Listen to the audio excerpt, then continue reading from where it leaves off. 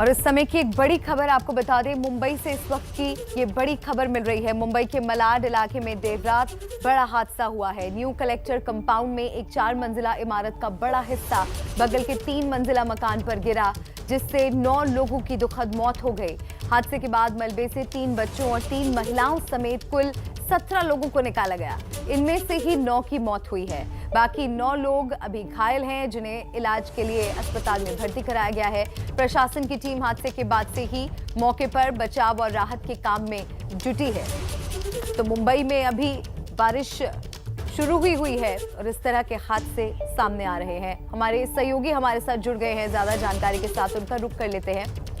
सत्यम हमारे साथ जुड़ रहे हैं। सत्यम, बेहद दुखद ये हादसा, और कब तक इस तरह की खबरें हम मुंबई से देखेंगे? क्यों मुंबई तैयार नहीं होती है बारिश के लिए? जब हर साल बारिश होनी है तो तैयारियां क्यों नहीं होती पूरी? जी, हर साल के तरफ इस साल भी मुंबई महानगर पालिका और मुंबई की महापौर लगातार लोगों से अपील कर रही थी कि इस बार भी मुंबई ने पूरी तरह से बारिश की तैयारी कर ली है। लेकिन कल जो दिन भर बारिश थी उसी का नतीजा है कि कल रात 11:15 बजे के करीब मालोनी का इलाका है, मालोनी में 8 नंबर गेट के सामने का ये न्यू कलेक्टर कंपाउंड में एक 4 मंजिली इमारत थी, 4 महले की इमारत थी। पूरे सामने की 2 महले की 3 महले की इमारत पे 3 घरों पे गिरी, जिसका पूरा मलबा देखेंगे एक के बाद एक नीचे गिरा। उसके अंदर कुछ बता रहे हैं यहाँ स्थानिक लोगों के मुताबिक 18 से 20 लोग उस समय घर में मौजूद थे। सभी लोग अंदर दब गए थे। फिलहाल देर रात का समय था, पूरा रात इस जगह पे रेस्क्यू ऑपरेशन है मुंबई फायर ब्रिगेड की तरफ से और मुंबई महानगर पालिका की तरफ से किया गया, जिसमें से 17 जन को रेस्क्यू कर लिया गया है। 17 जन में से 9 जन की मृत्यु बताई जा रही है और 8 लोग हैं अभी जख्मी, उनको जिसको नज़दीक के हॉस्पिटल में ट्रीटमेंट के लिए लेके जाया गया है। फिलहाल आप मलबा देख सकते हैं, देर रात का समय है, सुबह हो गया। रात भर इसी तरह से जेसीबी के माध्यम से मलबा हटाने का काम शुरू है और सर्च मुहिम है जो मुंबई महानगर पालिका के जेसीबी के माध्यम से शुरू है। दूसरे बगल में देखेंगे जो घर को लग के इमारत गिरी थी उसका कुछ आधा हिस्सा दीवार टूटा हुआ, दीवार पड़ा हुआ है। बाकी का जो घर है 1+3 ऐसा स्ट्रक्चर था, पूरी तरह से वो गिर गया है और उसी के मलबे के अंदर ये 18 से 20 लोग जो दबे हुए बताए जा रहे थे, जिसको देर रात ऑपरेशन करके सर्च ऑपरेशन में 17 लोगों, तकरीबन 3 बच्चे थे और 3 महिला थी, सभी को है इस जगह पे मुंबई महानगर पालिका के जवान और मुंबई फायर ब्रिगेड के जवान ने रेस्क्यू कर लिया है। जी, बहुत शुक्रिया इस तमाम अपडेट्स के लिए। तो सत्यम बता रहे हैं कि किस तरीके से ये दुखद हादसा हुआ और कुल 17 लोग थे जो इस मलबे के नीचे दबे हुए थे, जिनमें से 9 की दुखद मौत हो गई और 8 लोग घायल बताए जा रहे हैं, जिनका अस्पताल में इलाज चल रहा है। इस बीच हादसे पर मुंबई जोन 11 के डीसीपी विशाल ठाकुर क्या जानकारी दे रहे हैं, आपको सुनना चाहिए। मालोनी एरिया में गेट नंबर 8 के यहाँ पे एक 3 माले की बिल्डिंग ढहने की अभी यहाँ पे इंसिडेंस हुआ है। वहाँ से अभी तक 15 लोगों को हमने रेस्क्यू किया है। उसमें महिला, पुरुष और कुछ छोटे बच्चों का भी समावेश है। सभी को हमने हॉस्पिटल में अभी भेजा है। सभी डिपार्टमेंट की टीम्स यहाँ पे मौजूद है। अभी भी कुछ लोगों के दबे होने की आशंका है, फिर भी हम उनको अभी कुछ देर में हम सभी को भी हम रेस्क्यू करने वाले हैं। और बाकी प्रतिमा देखिए, मुंबई में हर साल बारिश आती है और हर साल इस तरह के हादसे पेश आते हैं और बुधवार का दिन यानी कल का दिन तो मुंबई के लिए हादसों भरा दिन रहा। मॉनसून की पहली बारिश कहीं जानलेवा साबित हुई तो कहीं भारी नुकसान हुआ है। 2 तस्वीरें आपको दिखा रहे हैं। मलाड में 9 लोगों की मौत हो गई। खासवाला कंपाउंड में भी हादसा हुआ और तस्वीरें देखिए आप, किस तरह से ये जर्जर इमारतें हैं जो बारिश नहीं झेल पाती हैं और भरभरा कर टूट जाती हैं, जिसका खामियाजा लोगों को उठाना पड़ता है। आम जनता की जान चली जाती है ऐसे हादसों में और ना जाने और ऐसे कितने हादसों के बाद प्रशासन की नींद टूटेगी, क्योंकि हर साल कमोबेश इसी तरह की तस्वीरें, इसी तरह के हालात मुंबई में पैदा हो जाते हैं। जब बारिश होती है तो जो भी जर्जर पुरानी इमारतें हैं वो हादसे का शिकार हो जाती हैं और लोगों को अपनी जान गंवानी पड़ती है। और बुधवार के दिन किस तरह से हादसे हुए ये तस्वीरों में आप देखकर समझ सकते हैं। मुंबई से सटे मुंब्रा शहर के घासवाला कंपाउंड में एक मकान पर दीवार गिर गई। हादसे के वक्त मकान में एक बुजुर्ग व्यक्ति थे। गनीमत रही कि बुजुर्ग की जान बच गई। एक हादसा ठाणे के सावरकर नगर में भी हुआ, जहां भारी बारिश से पंचामृत अपार्टमेंट की दीवार गिर गई। दीवार के पास खड़ी कई गाड़ियां अब भी दबी हुई हैं।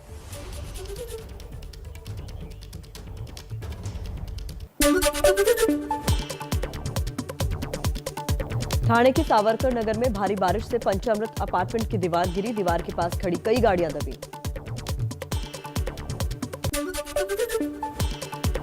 तेज बारिश के चलते मुंबई से सटे मुंब्रा के घासवाला कंपाउंड में एक घर पर गिरी मालिक टावर की बाउंड्री। बाल बाल बची घर में मौजूद बुजुर्ग शख्स की जान, लेकिन घर पूरी तरह से तबाह। मुंबई में रात से ही झमाझम बारिश। मुंबई समेत पूरे कोंकण में अगले 5 दिन तक भारी बारिश की चेतावनी, रेड अलर्ट जारी। एनडीआरएफ का महाराष्ट्र के रायगढ़, ठाणे और पालघर इलाके में 5 टीमों को तैयार रहने का निर्देश। मुंबई में मानसून के पहले ही दिन जमकर बरसे बादल। चेंबूर इलाके में सबसे ज्यादा 297 मिलीमीटर बारिश हुई। कई इलाकों में भरा पानी। लोकल ट्रेन सेवा पर भी असर पड़ा। बारिश से सबसे मध्य मुंबई प्रभावित हुई है। सबसे ज्यादा हिंदमाता, सायन, कुर्ला और माटुंगा जैसे इलाके रहे बेहाल। सायन के पुलिस स्टेशन में भरा पानी।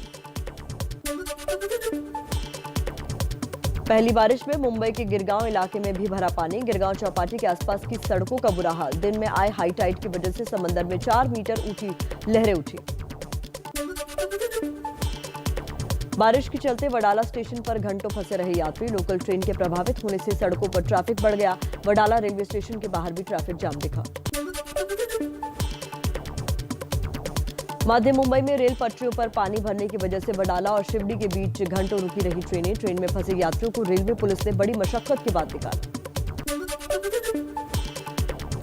मुंबई की हार्बर रेल लाइन सबसे ज्यादा प्रभावित हुई। करीब आधा दिन पानी में डूबी रही। छत्रपति शिवाजी टर्मिनस यानी सीएसटी के वाशी, बेलापुर और पनवेल जाने वाली यात्रियों को भारी दिक्कतों का सामना करना पड़ा।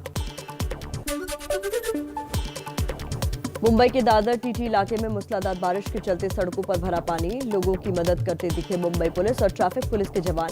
बीच सड़क पर फंसी गाड़ियों को धक्का देकर बाहर निकाला। मुंबई के किंग सर्कल में कल सुबह से ही बारिश का दिखा कहर। सड़कों पर भरा पानी। जगह जगह गाड़ियां पानी में फंसी दिखी। और चलिए इसी अंदाज में कुछ और अहम खबरें देख लेते हैं। मध्य मुंबई के कुर्ला इलाके में फिर दिखा पिछले वर्षों की तरह हाल। पानी में फंसी लोकल ट्रेन। पुलिस वालों ने यात्रियों को कड़ी मशक्कत के बाद निकाला। मुंबई के उपनगर में भी दिन भर पानी की मनमानी से जूझते रहे लोग। कांदीवली, मलाड और गोरेगांव इलाकों में भरा पानी। सड़कों से लेकर पॉश सोसाइटियों तक जलमग्न दिखी। मुंबई के बाहरी इलाके दहिसर में भी भारी बारिश से लोगों का घर से निकलना हो गया मुश्किल। दहिसर की जयराज बिल्डिंग में भी भरा पानी। बारिश से मुंबई के माटुंगा इलाके का बुरा हाल रहा। मध्य मुंबई के माटुंगा और आसपास के इलाके जलमग्न हो गए। सड़कें तालाब जैसी नजर आई। मॉनसून की पहली बारिश ने मुंबई के पॉश इलाके जुहू का भी बुरा हाल कर दिया। अभिनेता शत्रुघ्न सिन्हा के रामायण बंगले के बाहर 1 फीट तक भरा पानी।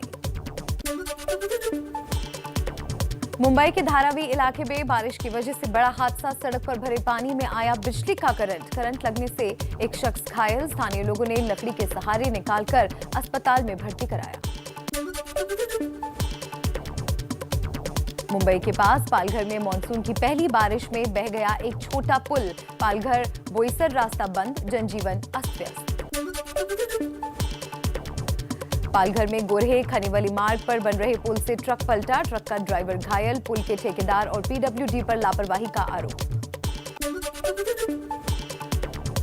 कांग्रेस के बड़े नेता जितिन प्रसाद बीजेपी में शामिल हुए। कहा, जीवन का नया अध्याय शुरू हुआ। राष्ट्रहित में सोचने वाली बीजेपी इकलौती पार्टी। जितिन प्रसाद के खिलाफ कांग्रेस का हमलावर अंदाज। कहा, इतना कुछ देने के बाद ये फैसला सहूलियत की राजनीति है। एमपी कांग्रेस ने ट्वीट कर पहले जितिन को कूड़ा कहा, फिर ट्वीट हटाया। कांग्रेस नेता आचार्य प्रमोद कृष्णम का बड़ा बयान। बोले, प्रियंका गांधी के हाथ कांग्रेस की कमान होती तो जितिन प्रसाद पार्टी छोड़कर नहीं जाते। जितिन का जाना दुखद। जितिन प्रसाद के कांग्रेस छोड़ने पर पार्टी नेता राशिद अल्वी का बयान। कहा, पार्टी को जमीन से जुड़े लोगों के साथ मिलकर आत्मचिंतन करना चाहिए। हरीश रावत बोले, जितिन प्रसाद का बीजेपी में जाना हमारे मुंह पर थप्पड़ की तरह।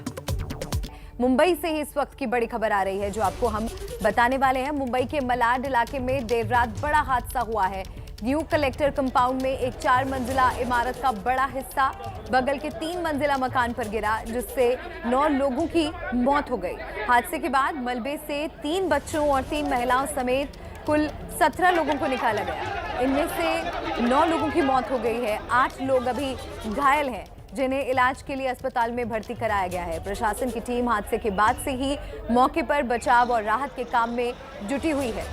तो रेस्क्यू ऑपरेशन लगातार देर रात से ही जारी है और तस्वीरें भी आपको दिखा रहे हैं कि किस तरह से पूरे इलाके में मानो हड़कंप मचा हो। रोते बिलखते परेशान लोग आपको इन तस्वीरों में दिख सकते हैं, क्योंकि अचानक ही देर रात हादसा हुआ है और इस बड़े हादसे में 9 लोगों की दुखद मौत हो गई है। रेस्क्यू ऑपरेशन भी लगातार जारी है और मलबे को हटाया जा रहा है ताकि अगर कोई भी मलबे में फंसा हो उसे बचा लिया जा सके। जो लोग घायल हुए हैं उनको अस्पताल में भर्ती कराया गया है, उनका इलाज जारी है। तो भारी बारिश का अलर्ट अभी भी मुंबई में बना हुआ है। एक दिन की बारिश में ही किस तरह के हादसे मुंबई में हो गए, ये तस्वीरें बयां कर रही हैं।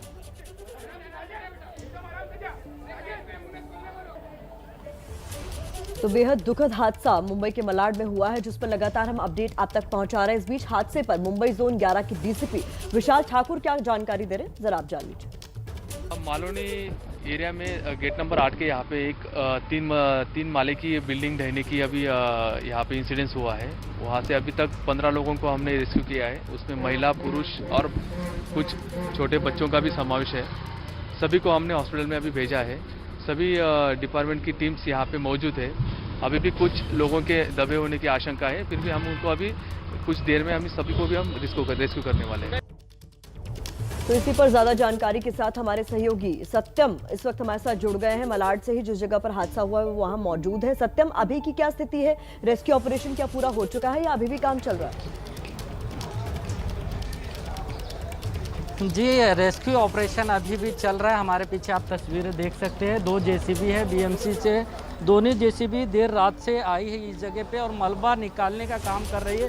फिलहाल मलबा है 1+3 ग्राउंड प्लस ऐसा 4 महले की इमारत थी। पूरी 4 महले की इमारत गिरने की वजह से पूरा मलबा है, भारी संख्या में था। इस जगह पे पूरा निकालने का काम चल रहा है। मलबे के नीचे कुछ लोग दबे होने की आशंका स्थानिक लोगों के जानकारी जो दे रहे हैं उसके मुताबिक सामने आ रही है। उसके अकॉर्डिंग मुंबई फायर ब्रिगेड के जो जवान है, बीएमसी के जो जवान है, लगातार वो मलबा निकाल के लोगों वहाँ उसके नीचे जो फंसे होने की आशंका बताई गई उनकी शोध मुहिम है, जो सर्च ऑपरेशन वो कर रहे हैं। फिलहाल मुंबई महानगर पालिका के जो जवान है वो फायर ब्रिगेड के 17 लोग इस मलबे में देर रात के समय निकाले गए थे।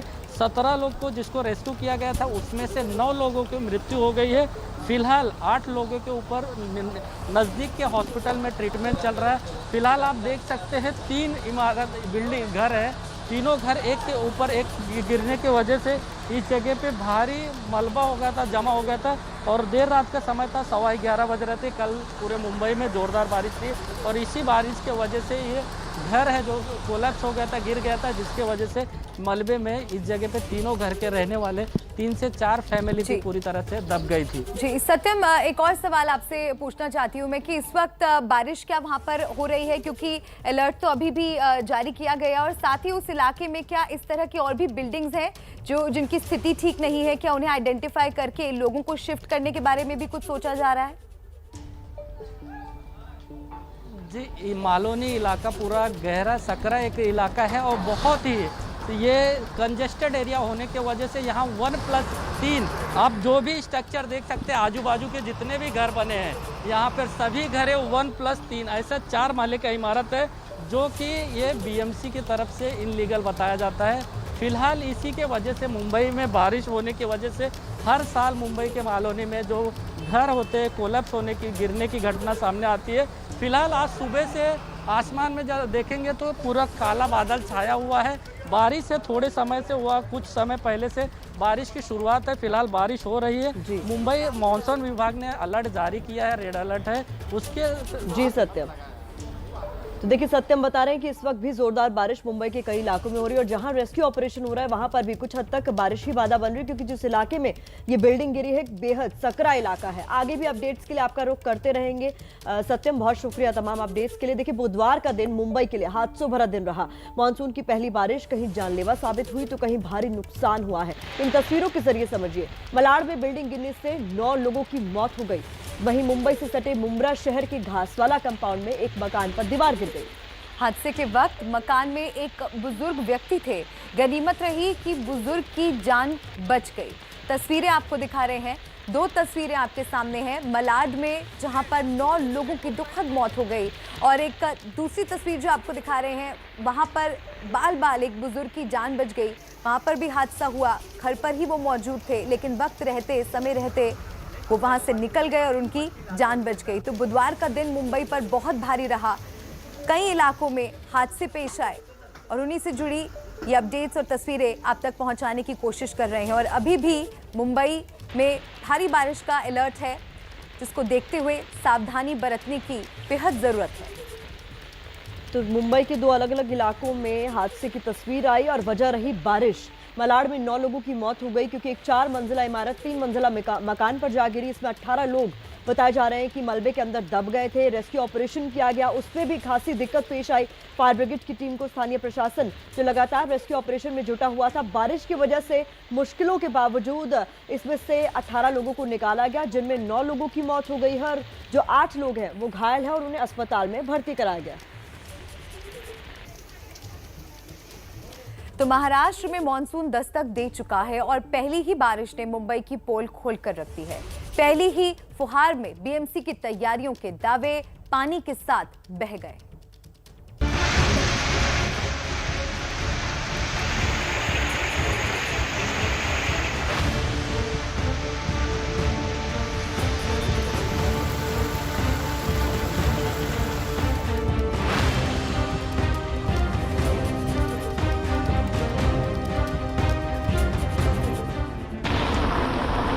मॉनसून की पहली बारिश ने दरियादिल मुंबई को दरिया में बदल कर रख दिया। शहर में चारों ओर पानी का कब्जा हो गया।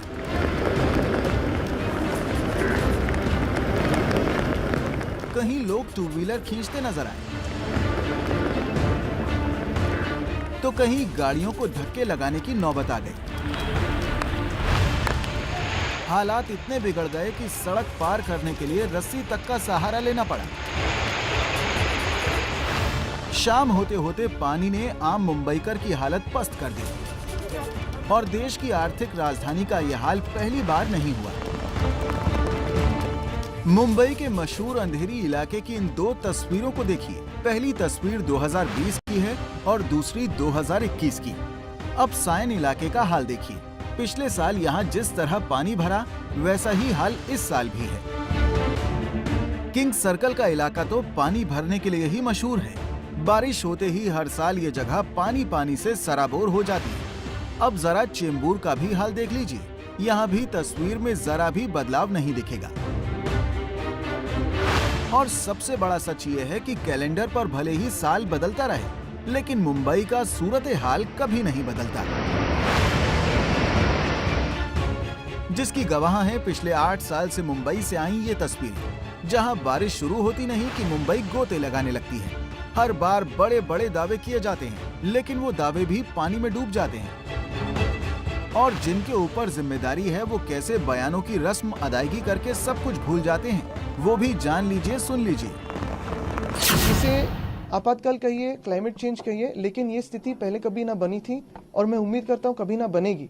हमारी तैयारी है, हम रास्तों पे है, लेकिन कोई भी सिटी दुनिया भर में ऐसे मिलीमीटर के इतनी बारिश में क्रम्बल हो सकती है। मुंबई की जियोग्राफिकल कंडीशन ऐसे है कि जहाँ पानी और बरसात ज्यादा हो, जहाँ हाई टाइड हो, तो वहाँ रिवर्स फ्लो में पानी भर जाता है, जम जाता है। लेकिन अभी हमने 2-3 चीजें हम कर रहे हैं, जैसे विम्सोवाट की जो पंपिंग स्टेशन है 5 तो लगे हुए, 2 और लग रहे हैं। स्टॉर्म वाटर ड्रेन्स की जो हमारी क्षमता है वो 25 मिलीमीटर पर आवर से लेके हम 50 मिलीमीटर पर आवर ऐसे कर रहे हैं। आदित्य ठाकरे ने 2019 में युवा सेना के अध्यक्ष की हैसियत से बयान दिया था, लेकिन आज वो महाराष्ट्र के पर्यटन मंत्री भी हैं। और ऐसा भी नहीं है कि ये बारिश अचानक मौसम बदलने से हुई। मॉनसून मुंबई में अपनी सामान्य रफ्तार से आया और इसका अलर्ट भी मिल चुका था। बारिश भी वैसी ही हुई जैसा अंदेशा था। फिर भी बीएमसी पहली परीक्षा में फेल हो गई। और ये क्यों हुआ, उसका जायजा लेने खुद मुख्यमंत्री उद्धव ठाकरे को निकलना पड़ा।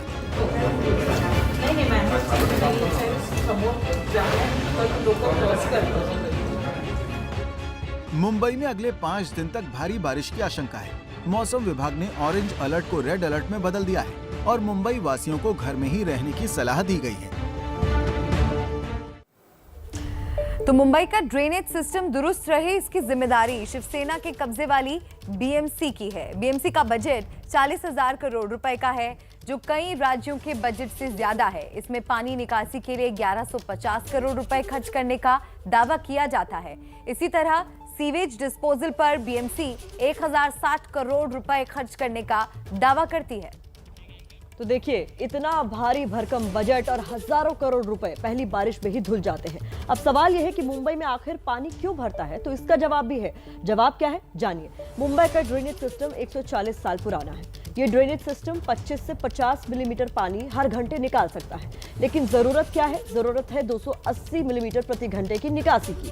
हालांकि मुंबई में पिछले 80 साल से बारिश में कोई खास इजाफा नहीं हुआ है, लेकिन जनसंख्या बढ़ने से पानी निकासी की जगह कम हुई है और पानी शहर में भरने लगता है। नतीजा आपके सामने। और अब खबर आपको दिखाते हैं किसान आंदोलन से जुड़ी हुई। दिल्ली में जब किसान आंदोलन हुआ तो उस आंदोलन की चर्चा पूरे देश में हुई, लेकिन एक आंदोलन छत्तीसगढ़ के जंगलों में भी चल रहा है। पिछले 1 महीने से ये आंदोलन हो रहा है, जिसकी रिपोर्ट कल हमने नमस्ते भारत में आपको दिखाई थी। और आज इस आंदोलन की ग्राउंड रिपोर्ट संवाददाता ज्ञानेंद्र तिवारी आपको बताएंगे।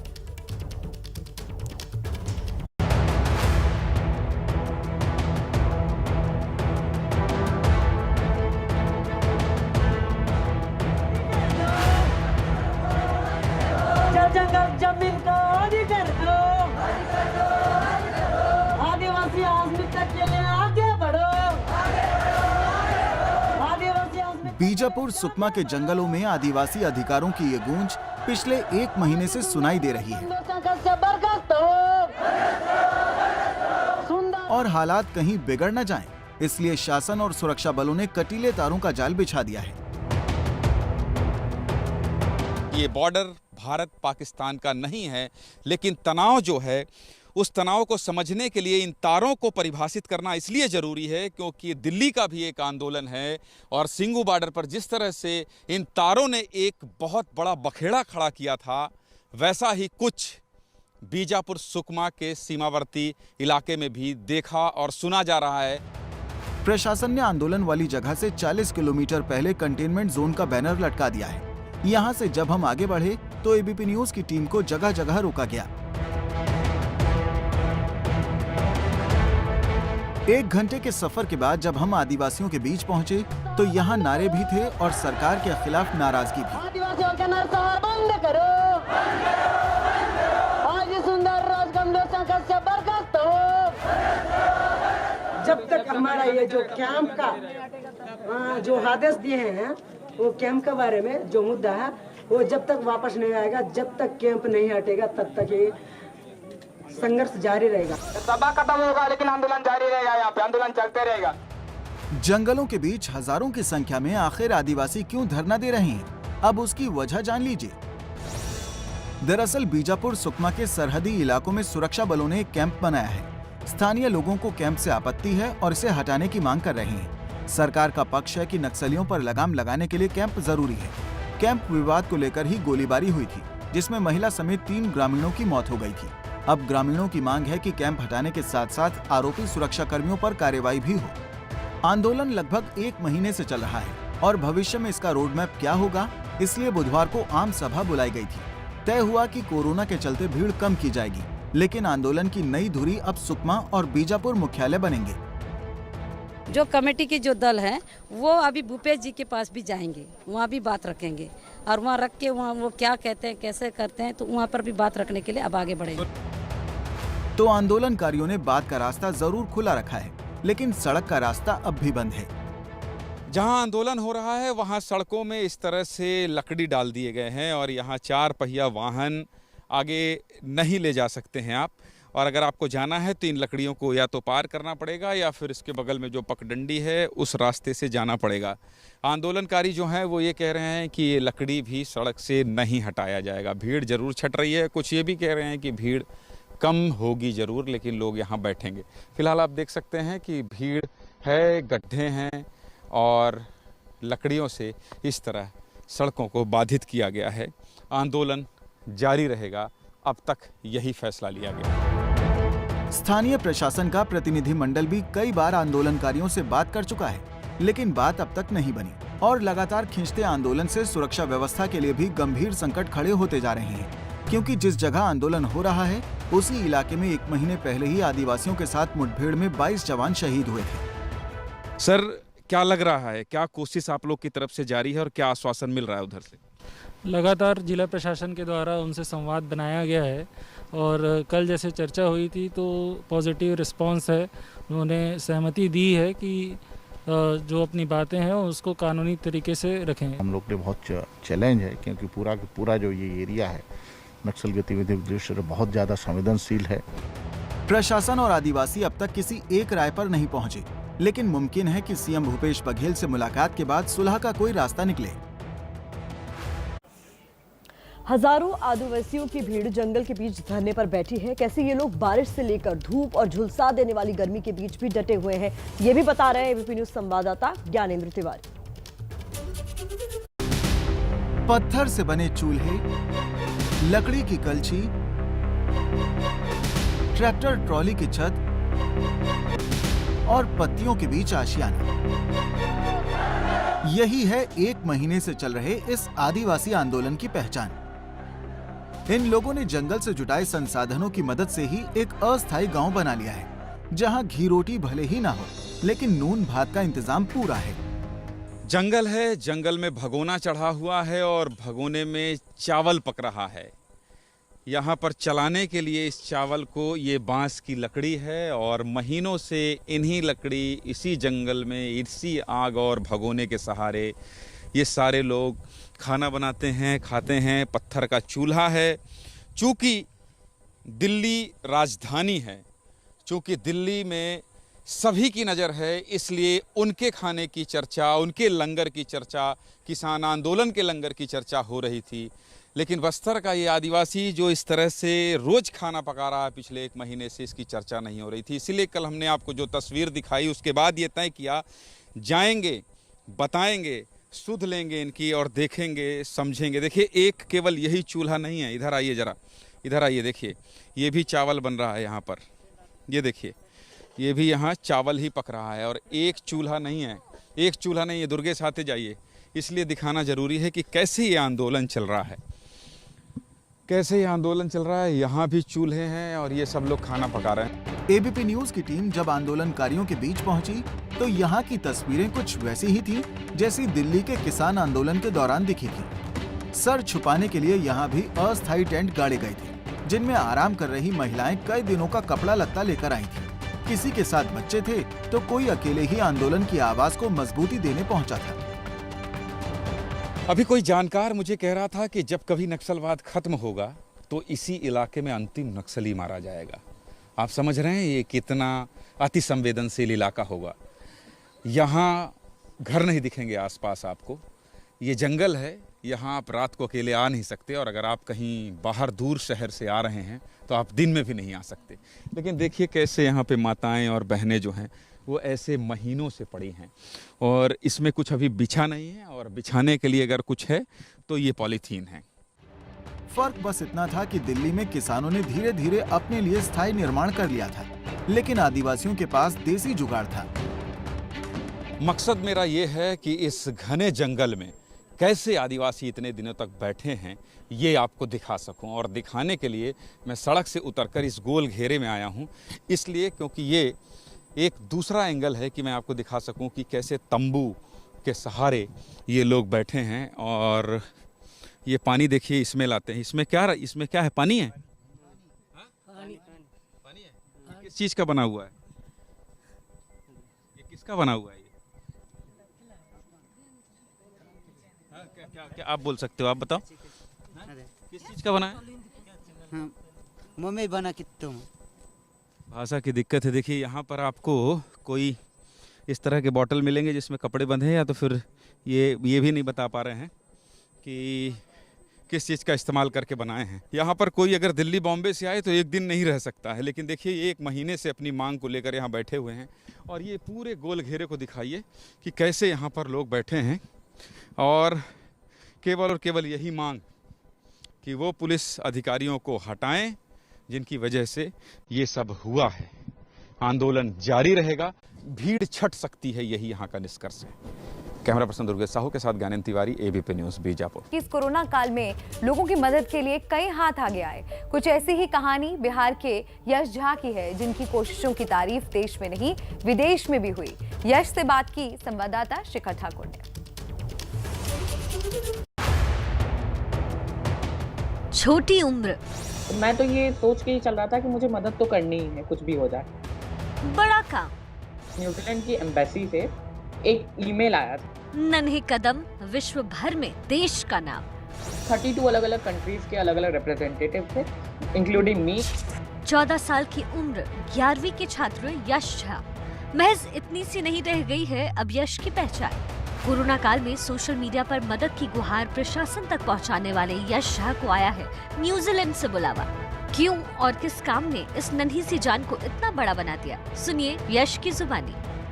अभिलाष त्रिपाठी के नाम से उन्होंने मुझे इंस्टा पे ही डीएम किया था कि वो और उनका जो पूरा परिवार है वो कोविड पॉजिटिव हो गया है, जिनमें उनकी 91 इयर्स ओल्ड उनकी माँ भी शामिल है, जिनका हालत बिगड़ता जा रहा है और उन्हें रेमडेसिविर इंजेक्शन की जरूरत है। तो मैंने ये स्टोरी अपने जो स्टेटस में डाला कि जो मदद कर सके वो मदद, जो मदद करने में सक्षम हो वो मदद करे, या जो नहीं कर पाए वो शेयर करे कि ये और लोगों तक बात पहुंचे। और मेरे दोस्तों ने, मेरे परिवारजनों ने इसे बढ़ चढ़ के शेयर किया और फिर मुझे प्रशासन से सारे प्रशासनिक मदद की आश्वासन भी दी गई और ऐसा मदद पहुंच भी गया। और अब वो लोग भी और हम लोग भी कोविड नेगेटिव हो गए हैं, उनका पूरा परिवार कोविड नेगेटिव हो गया। यश का काम न्यूजीलैंड की पीएम जसिंडा आर्डन को रास आ गया। न्यूजीलैंड में पीएम से बातचीत के लिए 32 देशों के प्रतिनिधि का चयन किया गया था, जिसमें भारत के प्रतिनिधि के तौर पर पोल स्टार स्कूल मधुबनी में पढ़ने वाले यश को चुना गया।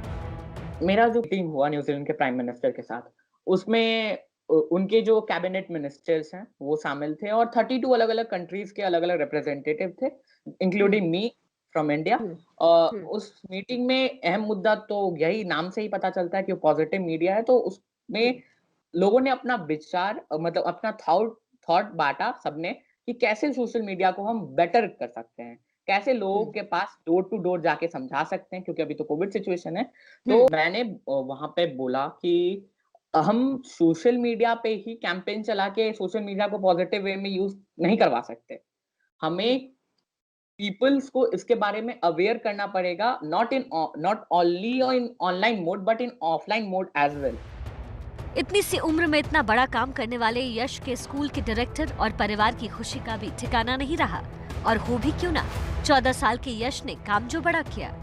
इसके लिए चाहूंगा अपना कैरियर एज ए पोएट भी कर सकता है और इसने एक अच्छा काम किया है जिससे सब लोग वाकिफ हैं। तो ये सोशल वर्क है, तो इसमें भी अपना लेके चले। यश के काम ने न केवल परिवार को बल्कि पूरे देश को गौरवान्वित किया है।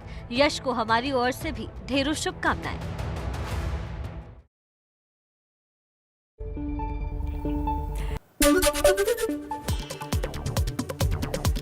मुंबई के मलाड में देर रात बड़ा हादसा। न्यू कलेक्टर कंपाउंड में एक 4 मंजिला इमारत का बड़ा हिस्सा बगल के 3 मंजिला मकान पर गिरा। 11 लोगों की मौत, 8 लोग घायल। ठाणे के सावरकर नगर में भी भारी बारिश से पंचामृत अपार्टमेंट की दीवार गिरी। दीवार के पास खड़ी कई गाड़ियां दबी। मुंबई में रात से ही झमाझम बारिश। मुंबई समेत पूरे कोंकण में अगले 5 दिन तक भारी बारिश की चेतावनी। रेड अलर्ट जारी। एनडीआरएफ का महाराष्ट्र के रायगढ़, ठाणे और पालघर इलाके में 5 टीमों को तैयार रहने का निर्देश।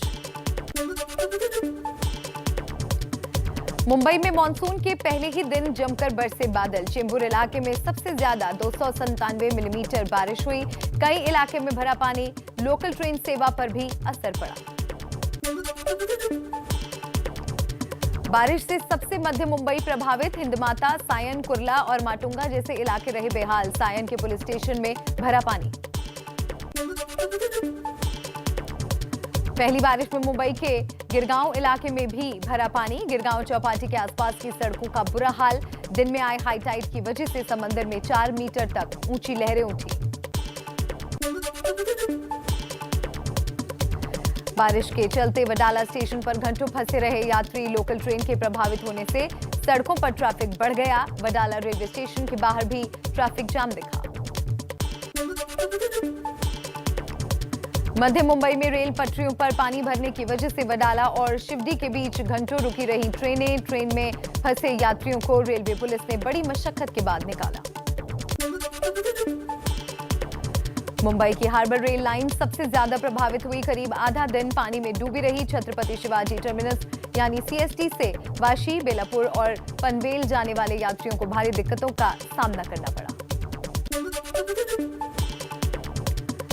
मुंबई के दादर टीटी इलाके में मूसलाधार बारिश के चलते सड़कों पर भरा पानी। लोगों की मदद करते दिखे मुंबई पुलिस और ट्रैफिक पुलिस के जवान। बीच सड़क पर फंसी गाड़ियों को धक्का देकर बाहर निकाला।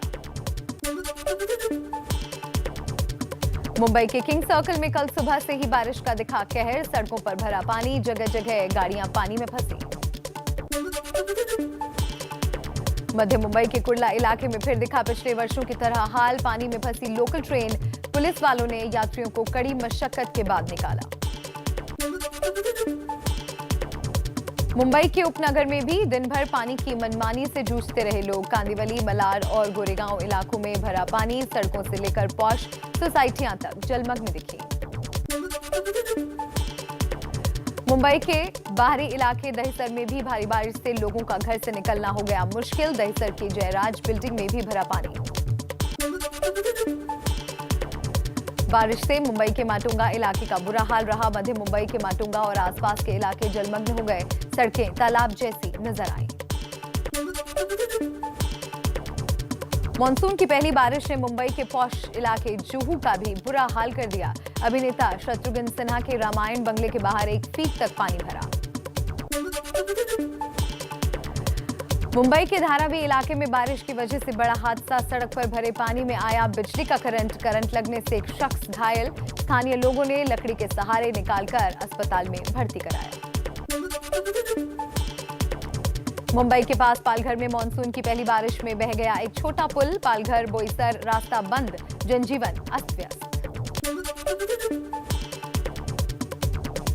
पालघर में गोरहे खानीवली मार्ग पर बन रहे पुल से ट्रक पलटा। ट्रक का ड्राइवर घायल। पुल के ठेकेदार और पीडब्ल्यूडी पर लापरवाही का आरोप। करीब 1 महीने बाद शर्तों के साथ बिहार भी हुआ अनलॉक। शाम 5 बजे तक दुकानों को खोलने की इजाजत। फिलहाल school, college, mall, swimming pool, gym बंद रहेंगे। मुजफ्फरपुर में स्वास्थ्य सेवाओं का हाल जानने पहुंचे बिहार के पूर्व स्वास्थ्य मंत्री तेज प्रताप यादव। अस्पताल में जुटी सैकड़ों लोगों की भीड़। कोरोना प्रोटोकॉल की उड़ाई धज्जियां। एमपी की राजधानी भोपाल में आज से कोरोना कर्फ्यू में दी जाएगी और ढील। सारे बाजार खुलेंगे। इसके लिए दुकानदारों और दुकानों के स्टाफ को लगाया गया टीका। रात 8 बजे से सुबह 6 बजे तक कर्फ्यू जारी रहेगा। राजस्थान में आज से फिर सड़कों पर दौड़ेंगी रोडवेज की बसें। सार्वजनिक परिवहन भी शुरू हो जाएगा। बसों में 50% यात्रियों के सफर करने की इजाजत। फिलहाल दूसरे राज्यों के लिए बसों की आवाजाही बंद। दिल्ली में जहां वोट वहीं वैक्सीन अभियान की शुरुआत। सीएम अरविंद केजरीवाल ने तिमारपुर इलाके के पोलिंग स्टेशन से शुरुआत की। घर घर वैक्सीन की पर्ची पहुंचाएंगे बूथ लेवल ऑफिसर। दिल्ली में 6 जून से बंद युवाओं के टीकाकरण पर खुशखबरी। दिल्ली को कोविशील्ड और कोवैक्सीन की करीब 1.5 लाख डोज मिली। 18 साल से ज्यादा उम्र के लोगों के टीकाकरण को रफ्तार मिलेगी। एलोपैथ पर हमले के बाद विवादों में आए रामदेव का ताजा बयान। एलोपैथी को श्रेष्ठ माना और कहा वो खुद भी कोरोना की वैक्सीन जल्द लगवाएंगे। बोले हमारी मुहिम ड्रग माफियाओं के खिलाफ है। यूपी के गाजीपुर में वैक्सीन नहीं लगने से नाराज एक लड़की का सीएमओ ऑफिस पर हंगामा। महिला पुलिसकर्मियों के साथ हाथापाई भी की, जिसके बाद लड़की को थाने ले जाया गया। हरिद्वार में डाक विभाग की ओर से कराए जा रहे अस्थि विसर्जन का तीर्थ पुरोहितों ने विरोध किया। कहा यह सनातन परंपरा के साथ खिलवाड़ है।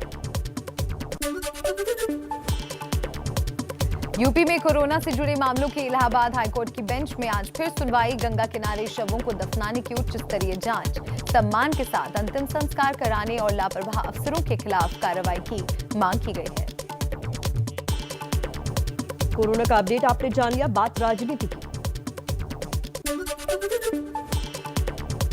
कांग्रेस के बड़े नेता जितिन प्रसाद बीजेपी में शामिल हुए, कहा जीवन का नया अध्याय शुरू हुआ, राष्ट्रहित में सोचने वाली बीजेपी इकलौती पार्टी। जितिन प्रसाद के खिलाफ कांग्रेस का हमलावर अंदाज, कहा इतना कुछ देने के बाद ये फैसला सहूलियत की राजनीति है। एमपी कांग्रेस से ट्वीट कर पहले जितिन को कूड़ा कहा, फिर ट्वीट हटाया। कांग्रेस नेता आचार्य प्रमोद कृष्णम का बड़ा बयान, बोले प्रियंका गांधी के हाथ कांग्रेस की कमान होती तो जितिन प्रसाद पार्टी छोड़कर नहीं जाते, जितिन का जाना दुखद। जितिन प्रसाद के कांग्रेस छोड़ने पर पार्टी नेता राशिद अल्वी का बयान, कहा पार्टी के जमीन से जुड़े लोगों के साथ मिलकर आत्मचिंतन करने की जरूरत।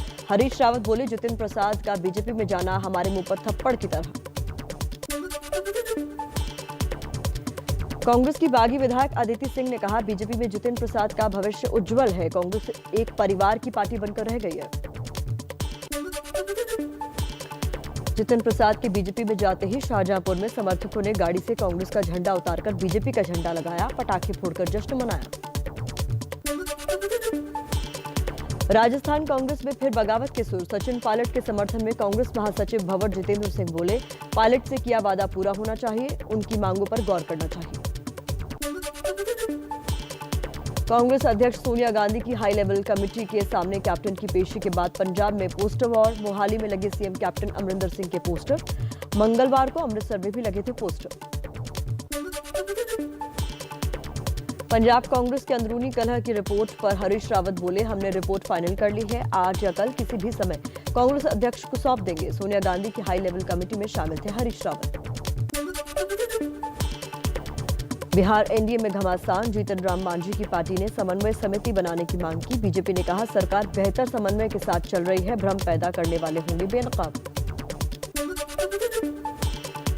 मध्य प्रदेश में मुख्यमंत्री और गृह मंत्री के बीच टकराव, कैबिनेट मीटिंग में नरोत्तम मिश्रा ने नर्मदा घाटी विकास योजना में छूट देने पर खुलकर सीएम के सामने ऐतराज व्यक्त किया। कांग्रेस नेता मिलिंद देवड़ा ने गुजरात सरकार की तारीफ की, ट्विटर पर लिखा इससे दूसरे राज्यों को सीख लेनी चाहिए, अगर हॉस्पिटैलिटी सेक्टर में और नौकरियों के नुकसान को रोकना चाहते हैं तो तत्काल कदम उठाने की जरूरत। श्रीनगर में पूर्व सीएम महबूबा मुफ्ती के घर करीब 6 महीने बाद गुपकार नेताओं की बैठक हुई, बैठक में फारूक अब्दुल्ला समेत कई नेता मौजूद रहे। किसान नेता राकेश टिकैत ने कोलकाता में सीएम ममता बनर्जी से मुलाकात की। ममता ने किसान आंदोलन का खुलकर समर्थन किया, कहा जिन मुख्यमंत्रियों से दोस्ती है उनसे बात करेंगे। किसान आंदोलन को लेकर कृषि मंत्री नरेंद्र सिंह तोमर का बड़ा बयान, कहा किसानों से बातचीत के लिए सरकार हमेशा तैयार, किसान तर्क के साथ आपत्ति बताएं, कृषि कानूनों को रद्द करने के अलावा उनके पास कोई दूसरा प्रस्ताव है तो दे। छत्तीसगढ़ के बीजापुर सुकमा सीमा पर करीब 1 महीने से आदिवासियों का आंदोलन जारी, आदिवासियों ने आंदोलन शिफ्ट करने का आश्वासन दिया, कहा आंदोलन खत्म नहीं होगा, केवल भीड़ कम होगी। बिहार में बांका के मदरसे में विस्फोट को लेकर बीजेपी विधायक हरिभूषण ठाकुर का विवादित बयान, कहा मदरसों में आतंकवाद की पढ़ाई होती है। यूपी राज्य महिला आयोग की अध्यक्ष मीना कुमारी का विवादित बयान, कहा लड़कियां घंटों मोबाइल पर बात करती हैं, बेटियों को मोबाइल नहीं देना चाहिए, बेटियां बिगड़ती हैं तो उनकी मां जिम्मेदार है। पहलवान सागर हत्याकांड में जेल में बंद सुशील कुमार की अर्जी दिल्ली की अदालत ने खारिज की। सुशील ने जेल में स्पेशल सप्लीमेंट डाइट की मांग की थी। यूपी के बाहुबली मुख्तार अंसारी पर कानून का शिकंजा कसा। मऊ जिले के दसई पोखरा में मुख्तार और उसके परिवार के नाम से मौजूद करीब 24 करोड़ की जमीन को जिला प्रशासन ने सीज किया। विवाद के बीच ट्विटर ने भारत सरकार से कहा नई गाइडलाइंस का पालन करने के लिए हर संभव प्रयास कर रहे हैं, 1 हफ्ते में सरकार को ब्यौरा देंगे। कोरोना के दूसरे साल भी किसानों को राहत नहीं, सरकार ने खरीफ फसलों का न्यूनतम समर्थन मूल्य बढ़ाया। तिल की एमएसपी 452 रुपए, तुअर और उड़द दाल की 300 रुपए बढ़ी। महेश कुमार जैन दोबारा 2 साल के लिए आरबीआई के डिप्टी गवर्नर नियुक्त, 21 जून को खत्म हो रहा था मौजूदा कार्यकाल। एलआईसी के चेयरमैन एमआर कुमार को 9 महीने का एक्सटेंशन मिला, अब 62 साल की उम्र तक रहेंगे चेयरमैन, 30 जून को रिटायर हो रहे थे। यस बैंक को 466 करोड़ की चपत लगाने वाले उद्योगपति गौतम थापर पर सीबीआई का शिकंजा। गौतम थापर समेत कई कंपनियों पर दर्ज किया केस। मुकेश अंबानी को पीछे छोड़ने के करीब गौतम अडानी अंबानी से अब केवल 44,000 करोड़ रुपए पीछे। अभी दुनिया के 14वें सबसे अमीर बिजनेसमैन। रिलायंस पावर बोर्ड की रविवार को बैठक। इक्विटी शेयर और इससे जुड़े दूसरे जरियों से फंड जुटाने पर विचार होगा। रिलायंस इंफ्रा का कर्ज खत्म करने की कोशिश।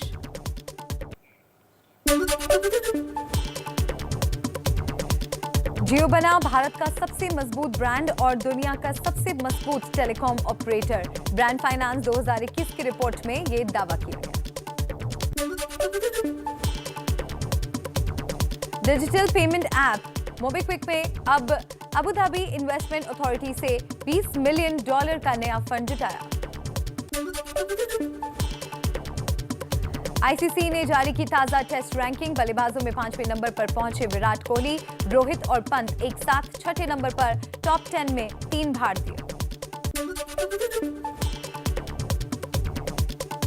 पूर्व क्रिकेटर वीरेंद्र सहवाग ने ऑनलाइन क्रिकेट कोचिंग देने के लिए क्रिकुरू नाम से वेबसाइट और ऐप लॉन्च किया। संजय बांगर के साथ मिलकर सिलेबस बनाया। कुल 34 कोच सिखाएंगे क्रिकेट के गुर। बांग्लादेश पर शानदार जीत के बाद बोले भारतीय फुटबॉल के कप्तान सुनील छेत्री, अभी रिटायरमेंट का इरादा नहीं। मेसी से तुलना को बताया गलत। इंग्लैंड टीम के इयोन मॉर्गन और जॉस बटलर हो सकते हैं सस्पेंड। भारतीयों पर नस्लीय टिप्पणी मामले में England and Wales Cricket Board कर रहा है जांच। इंग्लैंड के खिलाफ दूसरे टेस्ट से पहले न्यूजीलैंड को बड़ा झटका। कोहनी में चोट से जूझ रहे कप्तान केन विलियमसन बाहर। टॉम लाथम को कप्तानी। बर्मिंघम में इंग्लैंड और न्यूजीलैंड के बीच आज से सीरीज का दूसरा और आखिरी टेस्ट मैच। WTC फाइनल से पहले तेज गेंदबाजों को आजमाना चाहेगा न्यूजीलैंड। कोरोना की वजह से ब्रेक के बाद दोबारा यूएई में शुरू हुआ पाकिस्तान सुपर लीग का मुकाबला। पहले मैच में राशिद खान की ऑलराउंडर पारी की बदौलत लाहौर ने इस्लामाबाद को 5 विकेट से हराया। टोक्यो ओलंपिक से जुड़ी अहम खबर। खेल मंत्री किरेन रिजिजू ने बताया किसी भी ब्रांड का प्रचार नहीं करेंगे भारतीय एथलीट। मुंबई के मलाड इलाके में इमारत गिरने से मरने वालों की संख्या बढ़कर 11 हो गई है। मुंबई में हो रही भारी बारिश के कारण मलाड इलाके में एक 4 मंजिला इमारत गिर गई, जिसमें बीएमसी के मुताबिक मरने वालों की संख्या बढ़कर 11 हो गई है। मरने वालों में 8 बच्चे भी शामिल हैं। रेस्क्यू ऑपरेशन अभी भी जारी है। घायलों को अस्पताल में भर्ती करवाया गया है। तो ये बड़ी खबर आपको बता रहे हैं। तो आज क्या अपडेट?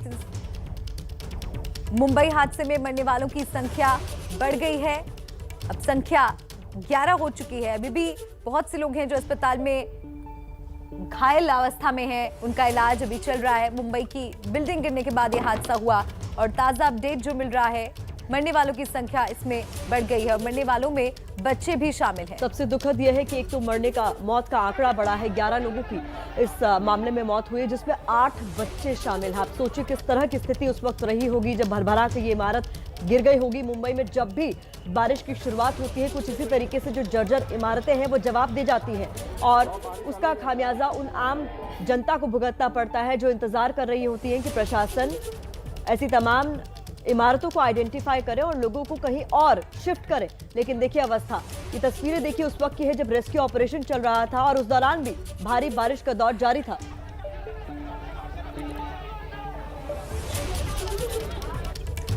और मलाड में हुए इस हादसे के बीच मलबे से एक बच्चे की रेस्क्यू की तस्वीरें सामने आई हैं। रिहायश इमारत गिरने से महिलाएं और बच्चे समेत 17 लोग मलबे में दब गए थे। बीएमसी के मुताबिक अब तक 11 लोगों की मौत हुई है।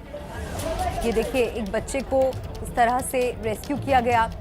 एक एक जान को बचाने की लगातार कोशिश की जा रही है। रात से ही रेस्क्यू ऑपरेशन लगातार जारी है और अब भी मुंबई में बारिश हो रही है और ये जो इलाका है यहाँ पर संकरी गलियां हैं और जो घर वहाँ पर बने हुए हैं वो इलीगल कंस्ट्रक्शन मानी जाती है और हर बार जब मुंबई में बारिश होती है तो इस इलाके में हादसे पेश आते हैं। ऐसे में अब ये बड़ा सवाल है कि किसकी जिम्मेदारी बनती है यहाँ पर लोगों की जान इस तरह से इन हादसों में ना जाए, इस बात को सुनिश्चित करना। जो मकान जिनकी हालत इस वक्त जर्जर बनी हुई है, उन मकानों को आइडेंटिफाई करने की ज़रूरत है। लोगों को सेफ एरियाज में शिफ्ट करने की ज़रूरत है, क्योंकि मॉनसून ने तो अभी दस्तक दी है। अभी भी बारिश का अलर्ट मुंबई में लगातार बना हुआ है और बुधवार के दिन अलग अलग इलाकों से हादसे की तस्वीरें सामने आई। 4 तस्वीरें आपको दिखा रहे हैं। 4 मंजिला इमारत कैसे गिरी, 9 लोगों की मौत इस हादसे में हुई, कई लोग घायल हैं। हादसे की चपेट में मासूम भी आ गए। 8 बच्चों की इस हादसे में दर्दनाक मौत हो गई है। और ये इस वक्त सुबह की तस्वीरें भी आप देख रहे हैं, रात की रेस्क्यू ऑपरेशन की तस्वीरें भी आप देख रहे हैं, किस तरीके से एक एक कर बच्चों को यहाँ से आनन फानन में निकालने की कोशिश हुई। लेकिन आप सोचिए कि 3 मंजिला इमारत के ऊपर जब 4 मंजिला इमारत गिरी तो कितना भयावह वहाँ पर मंजर रहा होगा। और ये संकरी गलियां हैं, तो ऐसे में फायर ब्रिगेड की टीम को भी काफी मशक्कत करनी पड़ रही है रेस्क्यू ऑपरेशन में। जेसीबी आपको तस्वीरों में दिखाई दे रही है, जो मलबा हटाने का काम अब भी कर रही है, क्योंकि आशंका ये व्यक्त की गई है स्थानीय लोगों की तरफ से कि इस मलबे के अंदर कुछ और लोग दबे हो सकते हैं। कुल 18 लोगों की संख्या पहले सामने आ रही थी जिनका रेस्क्यू कर जिन्हें बाहर निकाला गया। पहले मौत का आंकड़ा 9 था, जो बढ़कर अब 11 हो गया। और सबसे दुखद बात ये कि इसमें 8 बच्चे भी शामिल हैं। मुंबई में जगह जगह लगातार बारिश हो रही है। हमारे सहयोगी मृत्युंजय इस वक्त ज्यादा जानकारी के साथ हमारे साथ फोन लाइन पर जुड़ गए। मृत्युंजय, बेहद ही ये दुखद हादसा, और हर बार बारिश की वजह से कुछ ऐसी ही तस्वीरें मुंबई से सामने आती हैं, और इस बार इस हादसे में तो 8 मासूमों की भी जान चली गई।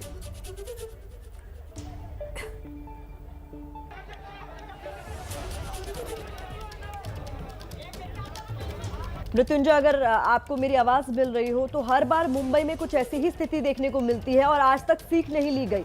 हमेशा इस तरीके की तस्वीरें सामने आती हैं, और इस बार इस हादसे में 8 मासूमों की भी जान चली गई।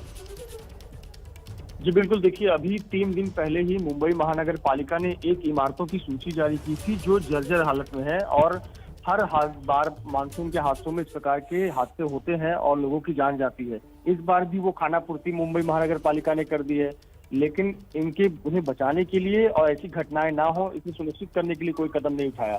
बीती रात जो घटना हुई, अब देखिए उसमें 11 लोगों की मौत हुई है और अभी 7 लोग घायल बताए जा रहे हैं। कुछ और लोगों के फंसे होने की आशंका है और मलबा हटाने का काम किया जा रहा है।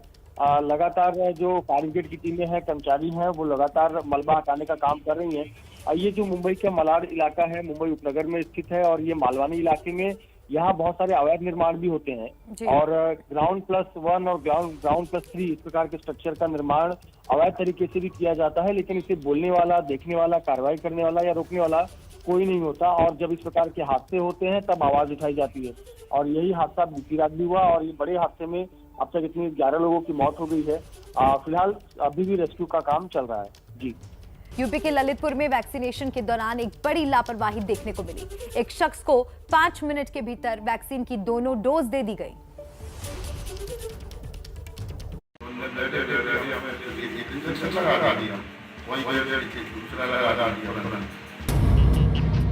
जिस युवक को वैक्सीन की 2 डोज एक साथ ही लग गई हैं, उसका आरोप है कि नर्सिंग स्टाफ आपस में बातचीत करने में व्यस्त था, इसलिए सेंटर पर मौजूद स्वास्थ्य कर्मियों ने 5 मिनट बाद ही वैक्सीन का दूसरा डोज लगा दिया। नर्स थी, वो बातें हमें इतनी हुई थी तो उन्होंने बैठे बैठे हमें पहले एक इंजेक्शन लगा दिया, वहीं बैठ के दूसरा लगा दिया तुरंत। युवक को पता नहीं था कि वैक्सीन की एक डोज में एक ही इंजेक्शन लगता था, इसीलिए जब उसे 2 इंजेक्शन लगाए गए तो उसने नर्सिंग स्टाफ का विरोध भी नहीं किया। वैक्सीन की 2 डोज लगवाने के बाद जब युवक की तबीयत बिगड़ी तो उसे इलाज के लिए भेजा गया। जब इस पूरे मामले पर सीएमओ से सवाल पूछा गया तो सीएमओ ने मामले को मानवीय भूल बताकर जांच का आदेश दे दिया। ये ह्यूमन मिस्टेक बोथ साइड से है। लगाने वाले को भी पता होना चाहिए था, लगवाने वाले को भी पता होना चाहिए था कि इंजेक्शन एक बार लगता है। इस तरह का होना नहीं चाहिए, लेकिन ये ह्यूमन मिस्टेक है। मैं इसकी जांच करा रहा हूँ। ये पहला मामला है जब एक शख्स को एक ही दिन में वैक्सीन की 2 डोज दे दी गई हैं, जबकि नियमों के अनुसार वैक्सीन की 2 डोज के बीच करीब 1 महीने या उससे ज्यादा का अंतर होना चाहिए। नियमों की अनदेखी कर इस तरह की लापरवाही किसी की जान के लिए खतरनाक भी साबित हो सकती है, लेकिन गनीमत रही कि युवक को सही समय पर इलाज मिल गया। हद दर्जे की लापरवाही दर्ज की गई है यहाँ। अब खबर बिहार की, जहां पूर्व स्वास्थ्य मंत्री गए तो थे स्वास्थ्य व्यवस्थाओं का जायजा लेने, लेकिन खुद लापरवाही करते हुए दिखाई दिए। ये बिहार के हसनपुर से विधायक तेज प्रताप यादव हैं। स्वास्थ्य मंत्री रह चुके हैं और फिलहाल राज्य में स्वास्थ्य व्यवस्थाओं का जायजा लेने पहुंच रहे हैं। ये खबर सुनने में अच्छी लगती है, लेकिन जब खबर देखते हैं तो तस्वीरें चिंतित करती हैं। दरअसल तेज प्रताप बुधवार को मुजफ्फरपुर के SKMCH अस्पताल पहुंचे थे। कोरोना काल में पूर्व स्वास्थ्य मंत्री जी ने कोरोना गाइडलाइंस की धज्जियां उड़ाने में कोई कसर नहीं छोड़ी। तेज प्रताप के साथ उनके सैकड़ों कार्यकर्ता भी सोशल डिस्टेंसिंग को धता बताकर कोरोना वार्ड में घुस गए। विधानसभा के सदस्य हैं, उन्हें अपने समर्थकों को दूर रखना चाहिए। अस्पताल में इतने लोगों के साथ घुस जाना किसी भी तरह से अच्छा नहीं है। ये प्रोटोकॉल में भी नहीं आता है। कोरोना अभी गया नहीं है। जब तेज प्रताप यादव से इस बारे में सवाल पूछे गए तो वो स्वास्थ्य मंत्री का इस्तीफा मांगने लगे। सब पूरा बंद, पूरा बुरा स्थिति है, जर्जर स्थिति है। सर स्वास्थ्य विभाग को नर्क बनाने का इन लोगों ने काम किया। बिहार में कोरोना पहले के मुकाबले कम होता दिख रहा है, लेकिन जिम्मेदार पद पर बैठे ऐसे नेताओं की लापरवाही कहीं कोरोना की तीसरी लहर को न्योता ना दे दे। बहुत अच्छा थॉट मेरे साथ शेयर किया, तो मैंने सोचा कि मुझे भी सबके साथ वो थॉट शेयर करना चाहिए। वो ये है कि पेड़ की डाल पे बैठा पंछी कभी डाल हिलने से नहीं घबराता, क्योंकि पंछी डाल पे नहीं अपने पंखों पर भरोसा करता है। और ये भेजा है पार्था सेन गुप्ता ने। पार्था जी, बहुत बहुत शुक्रिया आपका ये थॉट हमारे साथ शेयर करने के लिए। वाकई बहुत ही खूबसूरत लाइंस है, वेरी इंस्पायरिंग। अब आगे बढ़ते हैं और आपको अगली खबर दिखा देते हैं। एक्टर सुशांत सिंह राजपूत पर बनने वाली फिल्मों पर रोक लगाने के लिए दिल्ली हाईकोर्ट में दायर की गई याचिका पर आज सुनवाई होनी है। उससे जुड़ा अपडेट इस रिपोर्ट में। दिल्ली हाईकोर्ट आज दिवंगत अभिनेता सुशांत सिंह राजपूत के पिता की याचिका पर फैसला सुनाएगा। सुशांत के पिता ने मांग की थी कि एक्टर सुशांत की जिंदगी पर आधारित फिल्म प्रोजेक्ट पर रोक लगाई जाए।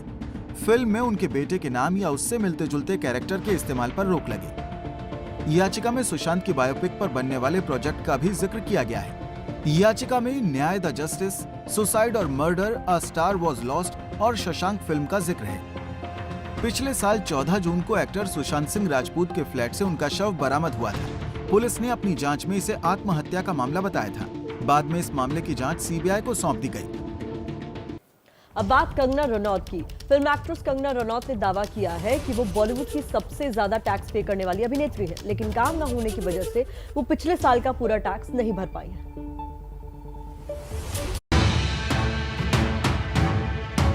ट्विटर पर ब्लॉक होने के बाद कंगना अब इंस्टाग्राम के माध्यम से अपनी बात रख रही हैं। इस बार कंगना ने किसी बॉलीवुड के कलाकार पर निशाना नहीं साधा है।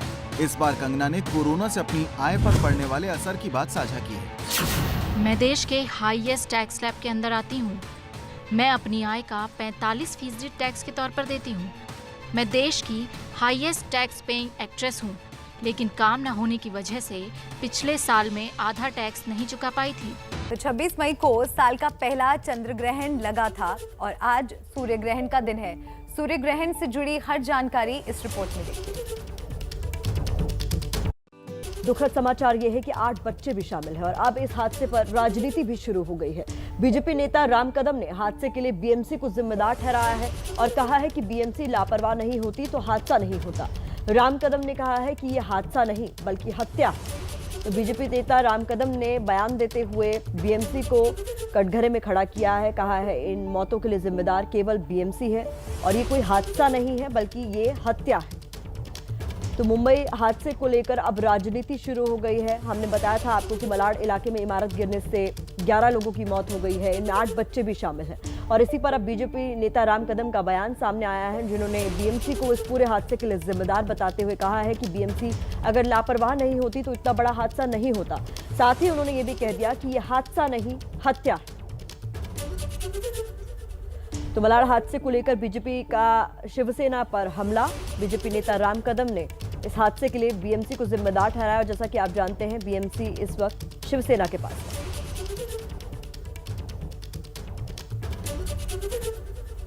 तो ये बड़ी खबर आपको बता रहे हैं। दोषियों पर सख्त कार्रवाई की जाएगी, ऐसा एडिशनल सीपी की ओर से कहा गया है, क्योंकि मुंबई हादसे में इस वक्त जो अपडेट मिल रही है, मृतकों की संख्या बढ़कर 11 हो गई है और इसमें बच्चे भी शामिल हैं। और इस लापरवाही का जिम्मेदार कौन है? हर साल मुंबई ये सवाल पूछती है। इस तरह की तस्वीरें हर बार मुंबई से सामने आती हैं। जब भी मॉनसून मुंबई में दस्तक देती है, इस तरह के हादसे अलग अलग इलाकों में पेश आते हैं और खासकर मलाड इलाका मुंबई का, जहां पर ये हादसा हुआ है, जहां पर ये घर बने हुए हैं, यहाँ पर इलीगल कंस्ट्रक्शंस हुई हैं, जिसकी वजह से ये हादसे पेश आते हैं। मृत्युंजय हमारे साथ जुड़ गए हैं। मृत्युंजय से बात कर लेते हैं ज़्यादा जानकारी के लिए। मृत्युंजय, देखिए मरने वालों का आंकड़ा भी बढ़ गया है और रेस्क्यू ऑपरेशन भी जारी है, लोगों को बचाने की कोशिश की जा रही है। जो घायल लोग थे अस्पताल में भर्ती, क्या उनकी स्थिति के बारे में कोई अपडेट है आपके पास? जी बिल्कुल, देखिए जो ये इस हादसे में 20 लोग फंस गए थे, जिसमें से 18 लोगों को अब तक निकाला गया है, 11 लोगों की मौत हुई है, 7 लोग घायल हैं। ये जो 7 लोग घायल हैं, इसमें से कुछ लोग जो है वो गंभीर रूप से घायल हैं, जिनका इलाज शताब्दी अस्पताल में चल रहा है। आपको बता दें कि इन 7 लोगों में गुलजार अहमद अंसारी, करीम खान और सूर्यमणि यादव और रिजवान सैयद, सलीम शेख, धनलक्ष्मी बेबी, ये लोग स्टेबल बताए जा रहे हैं। लेकिन 2 लोग हैं जिनकी तबीयत, जिन्हें गंभीर चोट लगी है, लेकिन वो भी खतरे से बाहर बताए जा रहे हैं। तो राहत की बात यह है कि जो लोग अस्पतालों में भर्ती हैं उनका इलाज चल रहा है और वो खतरे से बाहर बताए जा रहे हैं। 7 लोगों को रेस्क्यू किया गया है, सुरक्षित हैं, अस्पताल में इलाज चल रहा है, जबकि 11 लोगों की मौत हुई है। अभी भी 2 लोग ऐसे हैं जो मलबे के अंदर फंसे हुए हैं, ऐसी जानकारी मिल रही है और उनका जो रेस्क्यू है वो किया जा रहा है। उन्हें निकालने का काम अग्निशमन विभाग द्वारा किया जा रहा है। जी, किस तरफ है? जी मृत्युंजय, शुक्रिया आपका। ये जानकारी दर्शकों के साथ आपने साझा की। नजर आप बनाए रखेगा क्योंकि ये बड़ा हादसा है और बेहद दुखद ये हादसा। कोरोना से जुड़ी एक बड़ी खबर बिहार से आ रही है। बिहार में कोरोना से मौत के आंकड़े 73% बढ़ गए हैं। बिहार स्वास्थ्य विभाग के मुख्य अपर सचिव की तरफ से ताजा आंकड़े के मुताबिक मरने वालों की संख्या 73% बढ़ गई है। कोरोना के ताजा आंकड़े जारी किए गए हैं, जिसमें 9,375 लोगों की मौत दिखाई गई है, जबकि 7 जून यानी सोमवार को यह आंकड़ा 5,424 था। और 2 दिन के अंदर यह आंकड़ा इतना कैसे बढ़ गया, ये एक बहुत बड़ा सवाल है, क्योंकि बिहार में भी अनलॉक की प्रक्रिया शुरू हो गई। तमाम पाबंदियों के बीच भी लगातार जो आंकड़े थे उनमें इजाफा देखा जा रहा था, लेकिन अब क्योंकि अनलॉक वहां पर शुरू हो गया है, उसके बाद अब आगे की स्थिति क्या होगी, इस पर भी चिंता बनी हुई। हमारे सहयोगी प्रकाश कुमार इस वक्त फोन लाइन पर हमारे साथ जुड़ गए, उनका रुख कर लेते हैं। प्रकाश, ये बहुत हैरान करने वाले आंकड़े हैं, 2 दिन के भीतर इतना बड़ा इजाफा।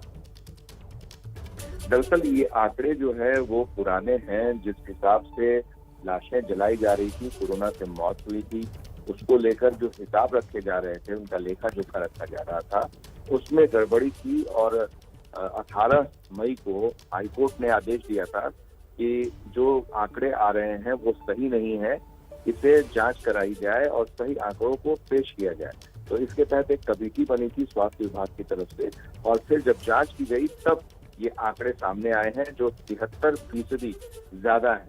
तो जाहिर है कि ये आंकड़े सिर्फ 2 दिन में नहीं बढ़े हैं, बल्कि ये पिछले कई दिनों में जो मौतें हुई हैं कोरोना की वजह से, और उन्हें पंजीकृत नहीं किया गया था, इनका रजिस्ट्रेशन नहीं हुआ था, वो रजिस्ट्रेशन आ गया है, इसलिए ये आंकड़े ऐसे दिख रहे हैं। जी, कहा जा रहा था कि मौत छिपाई जा रही है, तो अब सामने आ रहा है, हालांकि इसका आंकड़ा और बढ़ सकता है। बिल्कुल। और देखिए, जितिन प्रसाद के पार्टी बदलने के बाद चुनाव में फायदे नुकसान की चर्चा तो चल ही रही है, लेकिन एक अहम सवाल ये भी है कि क्या विचारधारा कोई ऐसी चीज होती है जो रातों रात बदल जाए। चुनाव को ध्यान में रखकर नेता कभी इधर तो कभी उधर जाते हैं। पार्टी बदलते ही नेता दूसरी पार्टी की विचारधारा कैसे अपना लेते हैं। तो जितिन प्रसाद कल कांग्रेस का दामन छोड़ बीजेपी में शामिल हो गए, लेकिन कांग्रेस की मुश्किलें आने वाले वक्त में कम हो जाएं, ऐसा लग नहीं रहा है।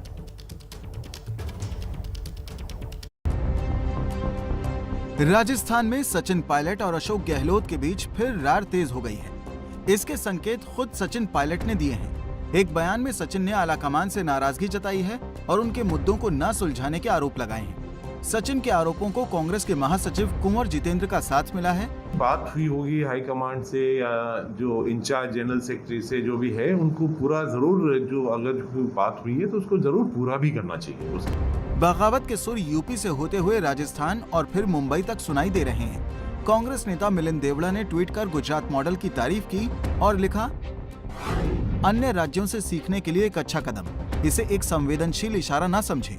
हर राज्य को हस्तक्षेप कर हॉस्पिटैलिटी सेंटर में नौकरियों को बचाना होगा। कांग्रेस के नेता भले कैमरे के सामने ऑल इज वेल का जाप अलाप रहे हों, लेकिन उत्तर से पश्चिम तक उठ रहे बगावती सुर कांग्रेस की परेशानी बढ़ा सकते हैं। तो सबसे पहले इरफान जी का स्वागत करते हैं। इरफान जी, स्वागत है आपका एक बार फिर से। और आज आपकी मास्टर क्लास में आपकी स्टूडेंट आपके बिल्कुल साथ है और आपके साथ मिलकर मैं पिछली बार आपने अपनी वर्कशीट नहीं दिखाई थी, इसलिए आपको पनिशमेंट के पब्लिक के सामने आज आपको बिल्कुल ड्राइंग करनी है मेरे साथ। क्योंकि पिछली बार प्रतिमा ने तो अपनी आपको स्केचिंग दिखाई थी, लेकिन मैं बचने की कोशिश कर रही थी, लेकिन आज नहीं बच पाऊंगी। आज तो करना ही पड़ेगा। शेप्स के ऊपर कैसे कैसे फेसेस को हम बना सकते हैं। आप देखिए, ये एक सर्किल जैसे है ये, तो यहाँ से आप लेंगे इधर, सबसे पहले आप सर्किल को यहाँ तक खींच लेंगे। उसके बाद में एक आई ये बनाएंगे, दूसरी बनाएंगे, एक कान आपने ये बनाया, दूसरा बनाया, बाल आपने ये लिया,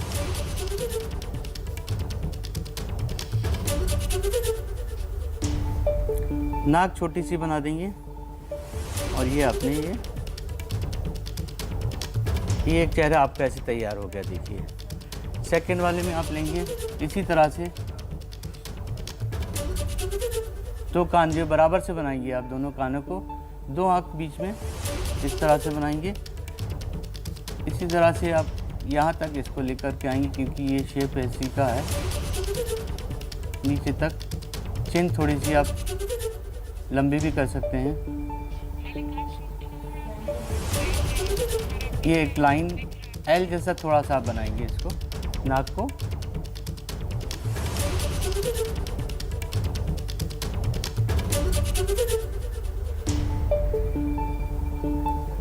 बाल को आप दूसरी तरह से भी बना सकते हैं। थोड़ा सा ये देखिए, ये आपने बनाया, एक चेहरा ये बन गया। देखिए इसी तरह से स्क्वायर के अंदर कुछ चेहरे होते हैं, स्क्वायर में होते हैं, उनको आप कैसे बनाइए।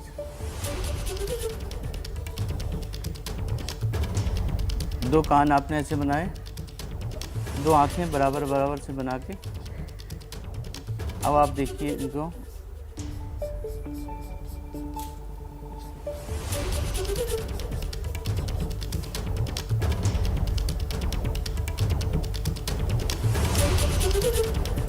आपने देखा होगा इस तरह के लोग अक्सर ही आपको मिलेंगे। ये इस तरह का। अब देखिए मलिका, देखिए क्या बना रही है, बहुत बढ़िया। मलिका ने देखिए बहुत काफ़ी प्रयास किया है। उसी तरह से आप भी बनाते रहिए हमारे साथ में। देखिए इस तरह के चेहरे भी होते हैं ना, कुछ चेहरे होते हैं ऊपर से इस तरह के होते हैं, कद्दू के आकार के होते हैं। देखिए कुछ लोगों के चेहरे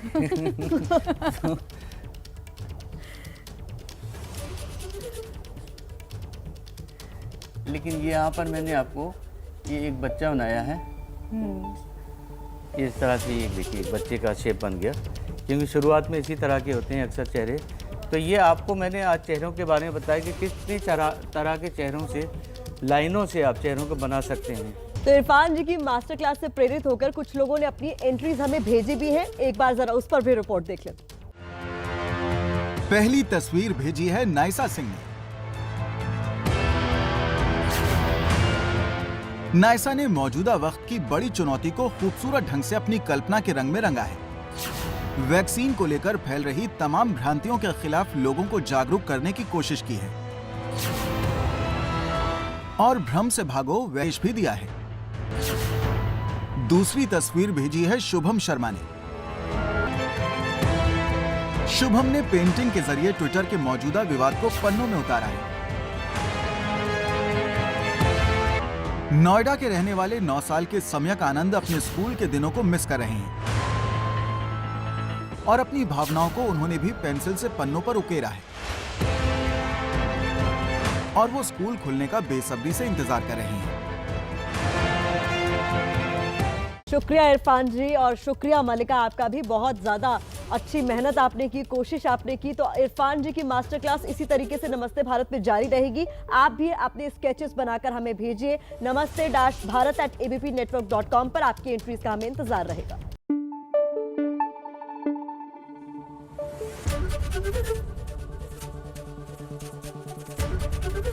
ABP न्यूज आपको रखे आगे।